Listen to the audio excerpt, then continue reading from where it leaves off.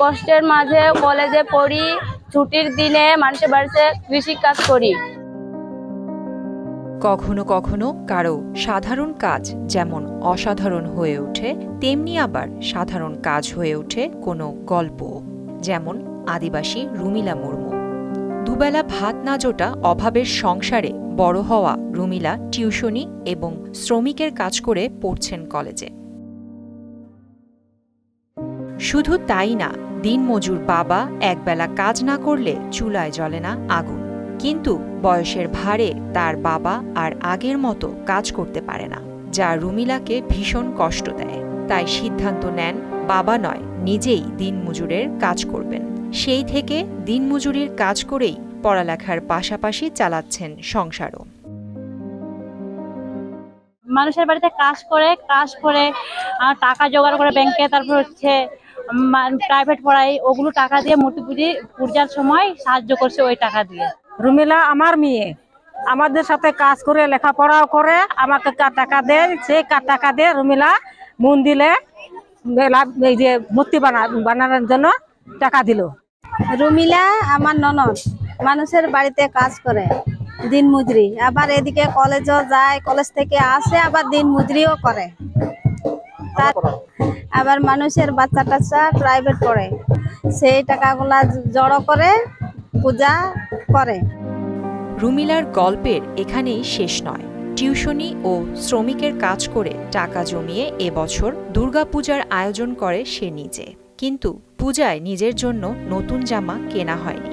বিষয়টি সামাজিক যোগাযোগ মাধ্যমের কল্যাণে জানতে পেরে সহায়তার হাত বাড়িয়ে দিতে আদিবাসী পল্লীর রুমিলার বাড়িতে ছুটে যান বিএনপির কেন্দ্রীয় কমিটির সদস্য ফয়সাল আলী। যার নিজের একটা ভালো জামা কাপড় পরার নাই, খুব কষ্ট করে তার নিজের কাপড় কেনার সামর্থ্য নাই, কিন্তু সে এই প্রতিমা তৈরিতে সহযোগিতা করেছে। এই ধরনের ইনিশিয়েটিভ যে বর্ণ যে গোত্রের মানুষই করুক না কেন, এটা একটা মাইল ফলক মনে করি জয়পুরহাট পাঁচ বিবির জন্য।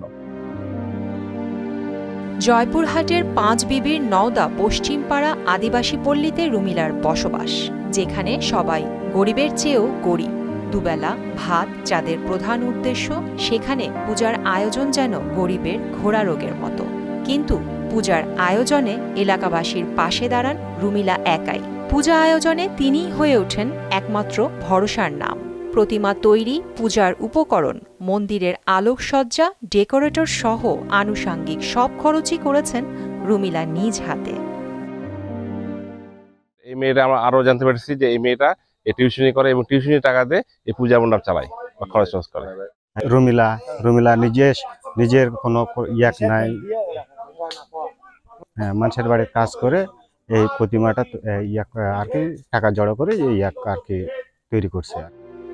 হতদরিদ্র এসব পরিবারের পূজার আয়োজন যেমন দিয়েছে বাড়তি আনন্দ, তেমনি সবার জন্য পূজার ব্যবস্থা করে রুমিলাও বেজায় খুশি।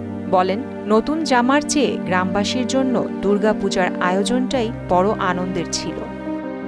এবার যদি আমি টাকা না দিতাম, মূর্তি এখানে তৈরি করা কাজ হতো না। আমি কষ্টের মাঝে কলেজে পড়ি, ছুটির দিনে মানুষের বাড়িতে কৃষি কাজ করি। এবার বলাই যায়, হোক পরিবার কিংবা সমাজ, যেখানে রুমিলার মতো অদম্য সাহসী, মেধাবী, পরোপকারী মানুষের জন্ম হবে, সেখানেই আলো ছড়াবে তাদের কাজ আর পরিশ্রম। প্রিয়াঙ্কা নিতু, মোহনা ডিজিটাল।